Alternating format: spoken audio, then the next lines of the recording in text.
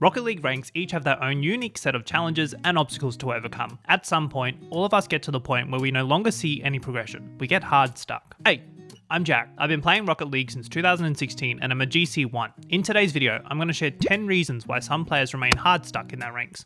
Let's get into it. The first reason is a lack of training. Don't get me wrong, doing rings, workshop maps, custom training, and spending a lot of time in free play are all beneficial in some way. However, a lot of players stuck in the lower ranks tend to not focus on what they need to be training in particular. For example, it took me until playing in Champion to realize I actually wasn't fast aerialing correctly. I didn't realize that I was actually supposed to hit boost before double jumping into the air for a fast aerial. Many players lack structure in their training routines to hit that next rank. That's why I'm a firm believer in analyzing yourself during your replays to see what exactly you need to be training. For example, if I'm getting into a 1v1 competitive session, I like to warm up with some bounce dribbles, some power slide cuts, and even some workshop dribble training. The second reason is a lot of players tend to develop bad habits over time. The habits you develop in this game define you as a Rocket League player on the field. You know, it's leaving the play to go get that big 100 boost in your back corner when your teammate has just centered the ball perfectly in front of your opponent's net. Or draining your boost tank going for an aerial in your back half when it's clearly obvious the opponent is going to beat you to the ball. Many of us, including myself, don't realize how much of an impact our bad habits can have on our ranks. These bad habits you develop can also have an impact on your team if you're playing 2v2 or 3v3. This leads me to my third reason in blaming your teammates. Yes, this is still relevant in 2022 and probably will be forever.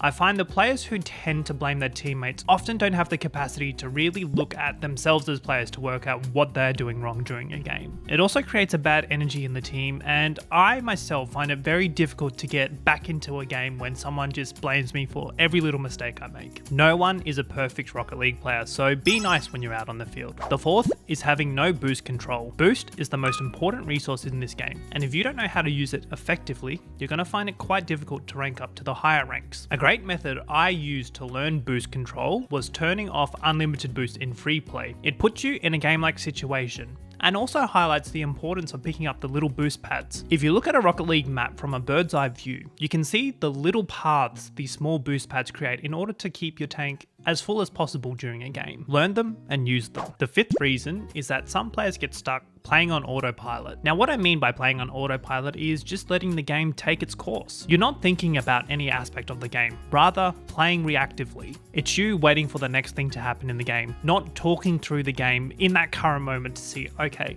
where am I on the field? How are my opponents set up? Where are my teammates? Where's the ball? What can I do to impact this next play? A tip that helped me not to play on autopilot was to actually commentate myself playing the game. I'd tell myself what shot I was going to set up, how my opponents were going to hit the ball, and what I thought would be the next play in the game. The sixth reason is hesitation. When you're in a 2v2 or 3v3 game, your teammates are going to predict what you're trying to do. However, this isn't helpful if you're hesitating and not going for the ball when you should be. Confidence plays a big role in not hesitating on the field too, and it's no surprise that if you want to go into your next game confident, you need to warm up and train appropriately. A common drill I like to use is hitting the ball as hard as I can and going as fast as possible in free play for about 5 minutes or so. I then jump into some custom training or a rings workshop map to get me ready for my next game. The seventh reason is that players don't analyze themselves. It doesn't need to be spending 2 hours reviewing just one replay of yours. It can be something as simple as reflecting on what you could have done better when your opponents have scored a goal. Just this brief moment of reflection can help you better prepare for when you're faced with a situation like that in future games. If you're on PC and have Backus mod,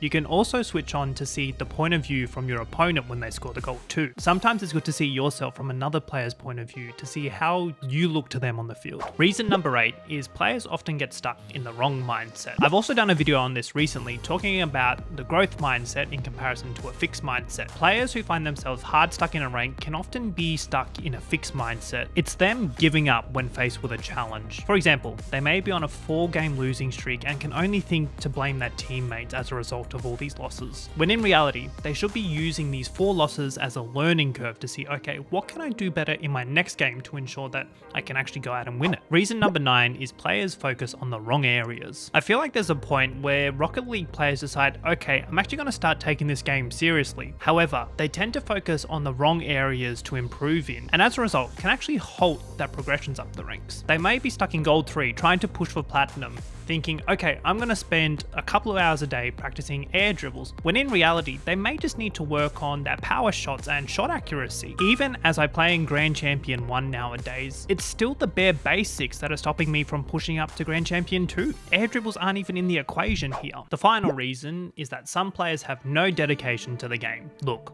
we know how much of a struggle Rocket League can be sometimes, but we also need to accept the fact that it's going to take some time for us to see that progression up the ranks. It's also why only 0.01% of the player base are actually in Supersonic Legend. Again, it comes down to mindset and players not wanting to improve at the game. But for those of us that are dedicated, see how much of an improvement we make if we dedicate a certain time to practicing a mechanic we've been meaning to, or just wanting to improve at the game in general. Rocket League can be a rewarding game when you do dedicate the time to it. Who knows, maybe I'll learn how to flip reset one day. So there we have it.